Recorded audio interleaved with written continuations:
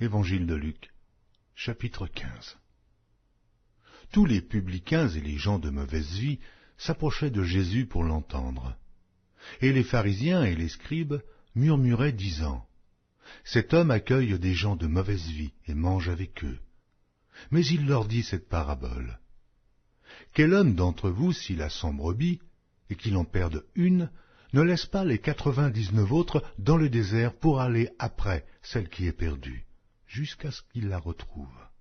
Lorsqu'il l'a retrouvée, il la met avec joie sur ses épaules, et, de retour à la maison, il appelle ses amis et ses voisins et leur dit, « Réjouissez-vous avec moi, car j'ai retrouvé ma brebis qui était perdue. » De même, je vous le dis, il y aura plus de joie dans le ciel pour un seul pécheur qui se repent que pour 99 justes qui n'ont pas besoin de repentance.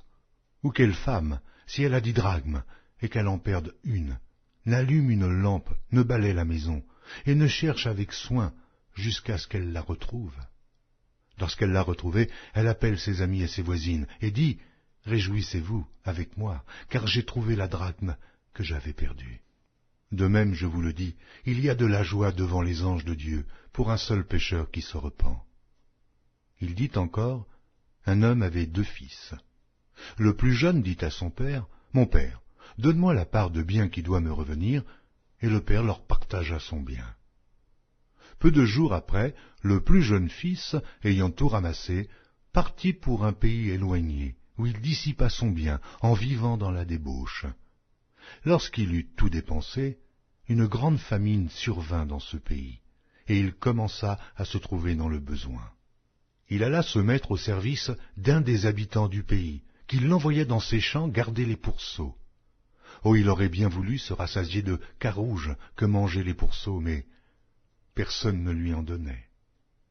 Étant rentré en lui-même, il se dit, « Combien de mercenaires chez mon père ont du pain en abondance, et moi, ici je meurs de faim. Je me lèverai, j'irai vers mon père, et je lui dirai, « Mon père, j'ai péché contre le ciel et contre toi, et je ne suis plus digne d'être appelé ton fils. Traite-moi comme l'un de tes mercenaires. » Et il se leva et alla vers son père. Comme il était encore loin, son père le vit et fut ému de compassion. Il courut se jeter à son cou et le baisa. Le fils lui dit, « Mon père, j'ai péché contre le ciel et contre toi. Je ne suis plus digne d'être appelé ton fils. » Mais le père dit à ses serviteurs, « Apportez vite la plus belle robe et l'enrevêtez. Mettez-lui un anneau au doigt et des souliers aux pieds. Amenez le veau gras et tuez-le. Mangeons et réjouissons-nous. Car mon fils que voici était mort, et il est revenu à la vie. Il était perdu, et il est retrouvé. » Et ils commencèrent à se réjouir. Or, le fils aîné était dans les champs. Lorsqu'il revint et approcha de la maison, il entendit la musique et les danses. Il appela un des serviteurs et lui demanda ce que c'était.